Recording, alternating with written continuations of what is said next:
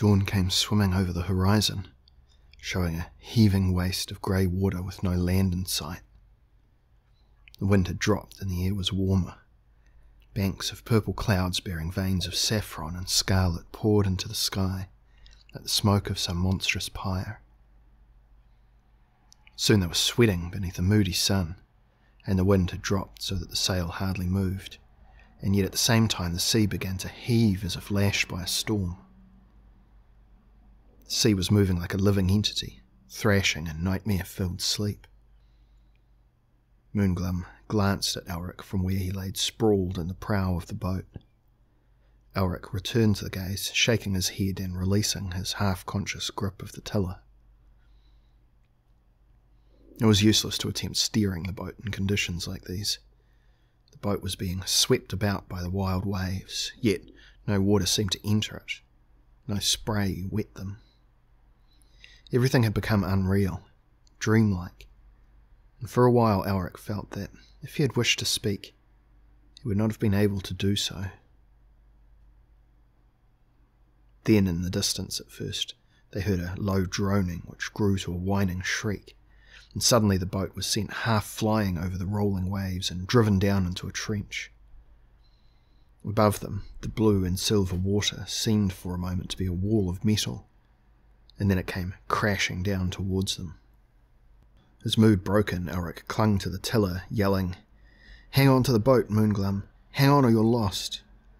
Tepid water groaned down, and they were flattened beneath it, as if swatted by a gigantic palm. The boat dropped deeper and deeper until it seemed they would be crushed on the bottom by the surging blow. And then they were flung upwards again, and then down. And as he glimpsed the boiling surface, Elric saw 3 mountains pushing themselves upwards, gouting flame and lava.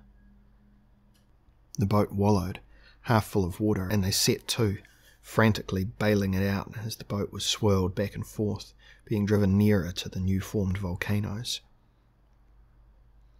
Elric dropped his bailing pan and flung his weight against the tiller, forcing the boat away from the mountains of fire. It responded sluggishly, but began to drift in the opposite direction. Elric saw Moonglum, pale-faced, attempting to shake out the sodden sail. The heat from the volcanoes was hardly bearable. He glanced upwards to try and get some kind of bearing, but the sun seemed to have swollen and broken so that he saw a million fragments of flame. "This is the work of chaos, Moonglum," he shouted, "and only a taste, I fancy, of what it can become. They must know we are here and seek to destroy us." Moonglum swept sweat from his eyes with the back of his hand.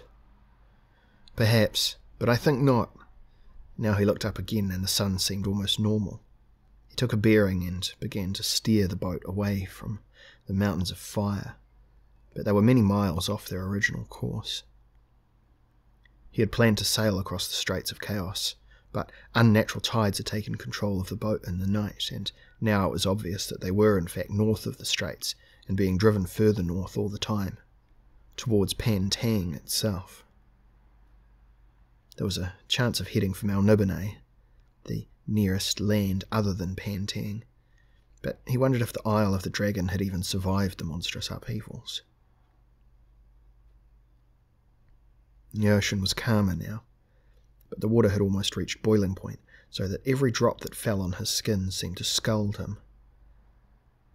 Bubbles formed on the surface, and it was as if they sailed in a gigantic witch's cauldron. Dead fish and half-reptilian forms drifted about, as thick as seaweed, threatening to clog the boat's passage. But the wind, though strong, had begun to blow in one direction, and Moonglum grinned in relief as it filled the sail. Slowly, through the death-thick waters, they managed to steer a northwesterly course towards the Isle of Melniboné, as clouds of steam formed on the ocean and obscured their view. Hours later, they had left the heated waters behind and were sailing across clear skies on a calm sea. They allowed themselves to doze. In less than a day they would reach Melniboné, But now they were overcome by the reaction to their experience and wondered dazedly how they had lived through the awful storm. Elric jerked his eyes open with shock. He was certain he had not slept long, yet the sky was dark and a cold drizzle was falling. As the drops touched his head and face, they oozed down like a viscous jelly. Some of it entered his mouth, and he hastily spat out the bitter-tasting stuff. "Moonglum," he called through the blue gloom. "What's the hour, do you know?" The Eastlander's sleep-heavy voice answered dazedly. "I know not. I swear it's not night already." Elric gave the tiller a tentative push. The boat did not respond. He looked over the side. It seemed as though they were sailing through the sky itself. A dully luminous gas seemed to swirl about the hull, but he could see no water. He shuddered. Had they left the plane of Earth? Were they sailing through some frightful, supernatural sea? He cursed himself for sleeping, feeling helpless. More helpless than he had when he had fought the storm. The heavy, gelatinous rain beat down strongly, and he pulled the hood of his cloak over his white hair. From his belt pouch he took flint and tinder, and the tiny light was just sufficient to show him Moonglum's half-mad eyes. The little Eastlander's face was taut with fear. Elric had never seen such fear on his friend's face, and knew that with a little less self-control his own face would assume a similar expression. "Our time has ended," Moonglum trembled. "I think that we're dead at last, Elric." "Don't prattle such emptiness, Moonglum. I have heard of no afterlife such as this." But secretly Elric wondered if Moonglum's words were true. The ship seemed to be moving rapidly through the gaseous sea, being driven or drawn to some unknown destination, as if the gods were directing its course. But Elric could swear that the Lords of Chaos had no knowledge of his boat or his mission. Faster and faster the little boat moved, and then, with relief, they heard the familiar splash of water about its keel, and it was surging through the salt sea again. For a short while longer the viscous rain continued to fall, and then even that was gone. Moonglum sighed as the blackness slowly gave way to light, and they saw again a normal ocean about them. "What was it then?" he ventured, finally. "Another manifestation of ruptured nature." Elric attempted to keep his voice calm. "Some warp in the barrier between the realm of men and the realm of chaos, perhaps. Don't question our luck in surviving it. We are again off course. And," he pointed to the horizon, "a natural storm seems to be brewing yonder. It could be that some supernatural entity has deliberately changed our course." "A natural storm I can accept, no matter how dangerous," Moonglum murmured, and made swift preparations, furling the sail as the wind increased and the sea churned. In a way, Elric welcomed the storm when it finally struck them. At least it obeyed natural laws and could be fought by natural means. The rain refreshed their faces. The wind swept through their hair, and they battled the storm in fierce enjoyment, the plucky boat riding the waves.